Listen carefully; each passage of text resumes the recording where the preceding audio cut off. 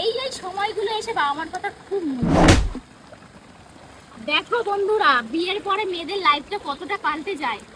বিয়ের আগে এক ফোঁটা গায়ে জ্বর লাগলেই বাবা মা চেল্লামিল্লি শুরু করতো, এই তো জ্বর হবে, কাশি হবে, বৃষ্টিতে ভিজিস না, আবার ডাক্তার কাছে নিয়ে ছুটতে হবে, শরীর খারাপে পড়ে যাবি, এত কথা বলতো তো। আজ বিয়ে হয়ে গেছে, সংসারে মানে মায়ায় ঢুকে দেখো, বাসন মাজছি বৃষ্টিতে ঢুকে, কাপড় কাচ্ছি, ঘরের সমস্ত কাজ করছি, কিন্তু বাবা মা কিছু মানে বাবা মা এখন নেই আমার কাছে, যেহেতু তার জন্য বলছে না।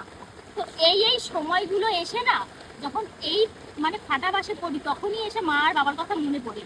এখন ধরো আমি জামা কাপড় কাচ্ছি, তো কাচ্ছি আর মনে মনে ভাবছি, এই যে বৃষ্টিতে আমি ভিজছি, অনেকক্ষণ ধরে ভিজছি, যদি আমার বাবা মা কাছে থাকতো বা আমি যদি এখন বাড়িতে থাকতাম, তাহলে বাবা মা এখন বকাবকি শুরু করতো, আমাকে তো কাছতে আসতে দিতই না, কখনো দিত না। এই টাইমগুলোতেই বাবা মার কথা খুব মনে পড়ে। আর যেই সমস্ত মেয়েদের বিয়ে হয়ে গেছে, এই ফিলিংসটা সেই সব মেয়েরাই মানে অনুভব করতে পারবে। আর অবশ্য কৌশিকও দিতে চায় না, রাগারাগি করে আমি কেন বৃষ্টিতে ভিজে পড়ি। এবার দেখো, আমি এখন একটা সংসারের মধ্যে ঢুকে গেছি, আমাকে তো আমার কাজটা করতেই হবে, বলো আমার কাজটা কে করে নেবে? আমি তো আর আমার শ্বশুর আর শাশুড়ির ভরসায় রেখে দিতে পারবো না। হ্যাঁ, অবশ্যই ওনারা করে, অনেক হেল্প করে, তারপরে ওই যে বললাম মেয়েরা সংসারের পরে অনেক চেঞ্জ হয়। তো এই সময়গুলো এসে বাবা মার কথা খুব মনে পড়ে। আর আমার মতো তোমাদের কার কার বাবা মার কথা মনে পড়ে অবশ্যই কিন্তু জানিও। আর এখন আমি এই বাসনগুলো ধুয়ে ফেলি বৃষ্টিতে ভিজতে ভিজতে।